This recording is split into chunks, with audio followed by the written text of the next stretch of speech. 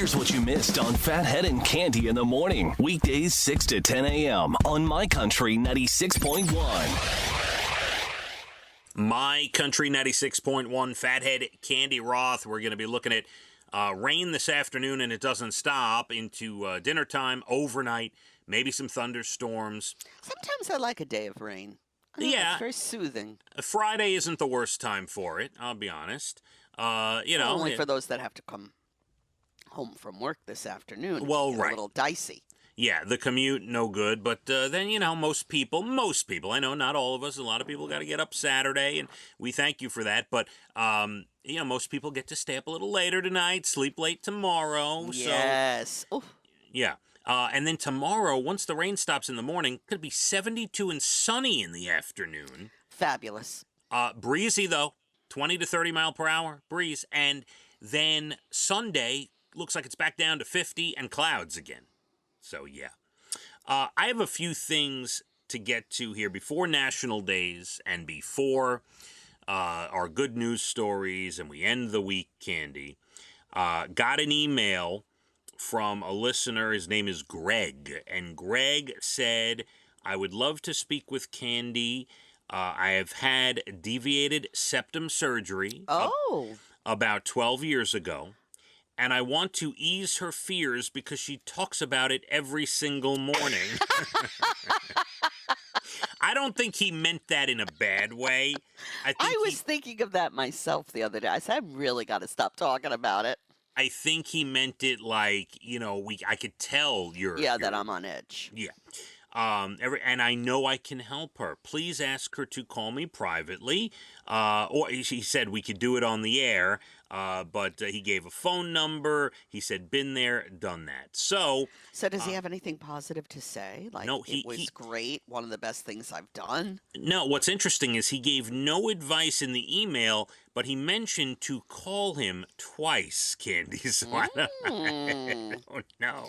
Oh, I don't know. I'm going to have to know a little bit more about you before, we get that intimate. Yeah, Greg, I would suggest before there's any private phone calls, you need to send another email and tell her a little bit. Tell me how it went. Yeah, was it a good decision that you made? Yeah. How painful was it? Let her know Let's get to know each other through email, shall we? Correct. Like, we got to know that you're a normal dude, Greg. Like, we love you, Greg. But, we got to, before there's any... Gotta calm down here now. That's right. So let's get another email from you. All right, I got another one for you, and this is so random.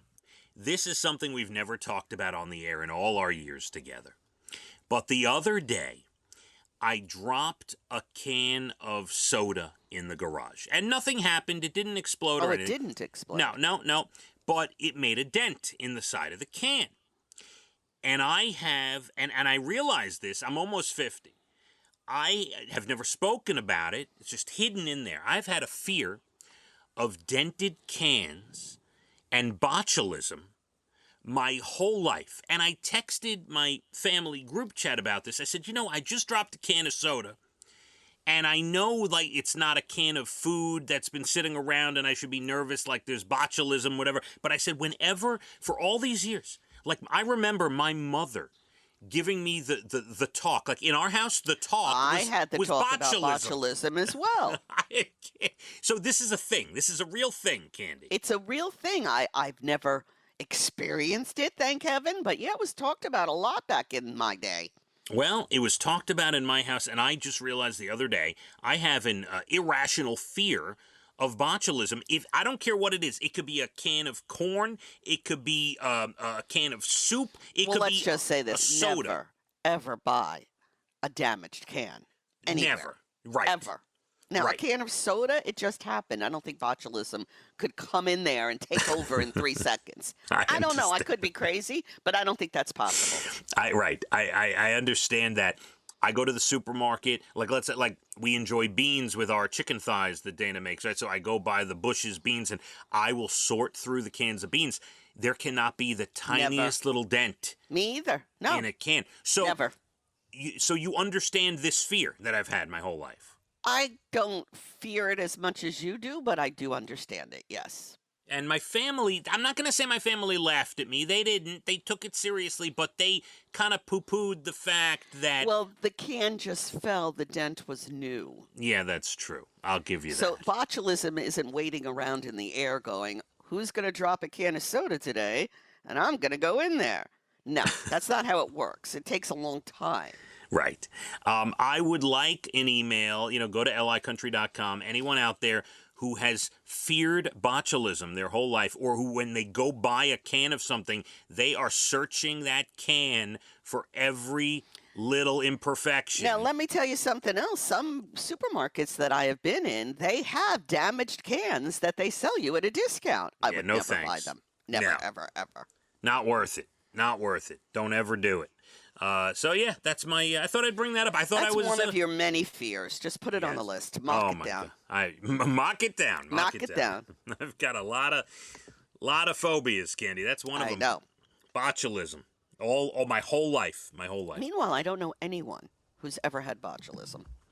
Yeah, I don't know that maybe because they too have a fear of Maybe the can. their families warned them their entire life. It's possible. So yeah, so I'm not just making this up. This is a thing that parents used to tell their kids back in the day, right? I can affirm what you're saying because we talked about it at my house. All right. Veterans Day today. We've talked about it all morning. We thank all the vets. From the bottom of my heart and soul. Because you make the country free. Yes. We have a lot of friends who, obviously my wife, Dana, retired after 23 years in the Air Force. So we know a lot of people and we have a lot of friends, and a big thank you to everybody. Yeah, Veterans Day. And we also, by the way, earlier in the show, we talked about all the restaurants and fast food places that are doing deals today. Many. And you could Google that. If you didn't hear that portion of the show or you forgot, just Google it. It'll show you everything you can get today being a vet. Absolutely, and we will have the recap of that up about noon on licountry.com. One other day today, it's also National Sunday, like ice cream Sunday Day. It's funny you said that. Why? Brian made a banana split last night. We split a banana split.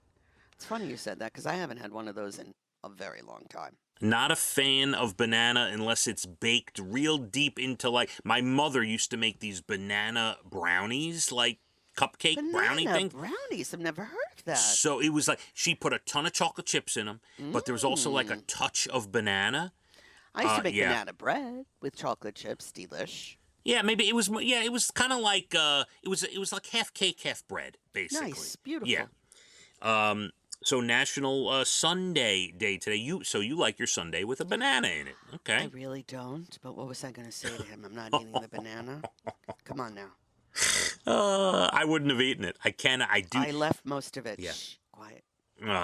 I would. Listen, I'm sure he picked it out of the garbage afterwards and ate the banana. Stop it. Like George Costanza. All right. Candy, a guy in Texas immediately proposed to his girlfriend after finding her engagement ring in tornado rubble.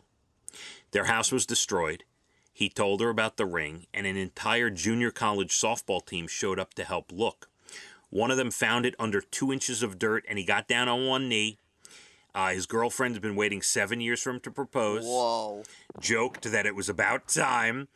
And he thanked the softball team and said, when you tell 20 girls someone's going to get engaged if they find a ring, they're going to find it. Oh, you got that right.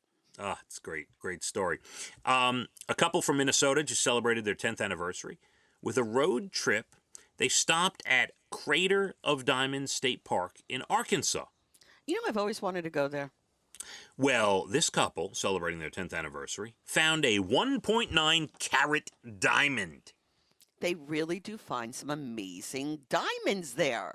Incredible. I've never heard of this place. What is it? Oh, I've heard of it. You go, it's like a national park sort of thing, and you go and you pay your fee, and they give you a bucket and a shovel or whatever, and there's all these areas where you can dig for diamonds. Incredible. They found one, 1.9 carat. That's a nice one. A 10-year-old cat in Pennsylvania named Q-Tip went missing in November of 2020. Q-Tip, that's so cute. Just showed up 2 years later, Candy. Oh. The owner says she walked in the door like nothing happened. Just walked through the front door. Is that unbelievable? Hi. It is. Cats are great. They're so mysterious. And a couple in northern Canada noticed that one hummingbird in their yard hadn't flown south for the winter, and they knew it wouldn't survive. So what'd they do? I mean, you must be retired, okay? They managed to trap it and drove 500 miles south and set it free. Whoa. Now Yeah. that is a major effort. That's dedication to that hummingbird. That is dedication. And how did they catch it? They're not easy to catch. Oh, maybe it was hurt, Might have been. Maybe. They saved a little hummingbird. That's the best story ever. Yeah. Candy, have a great rest of your day and weekend, okay? You do the same. I hope you enjoy yourself, and Maeve pictures to follow. I can't wait to see the granddaughter. Yes, Veterans Day. Thank you. We appreciate all the service, and go get a free meal today. All the places that are doing it. And, Breakfast, lunch, dinner, whatever. Yeah, we wish you a great day. Have a restful weekend as well. We'll be back Monday. Let's hit the roads. My Country 96.1. Phathead and Cande in the morning, weekdays 6 to 10 a.m. on My Country 96.1.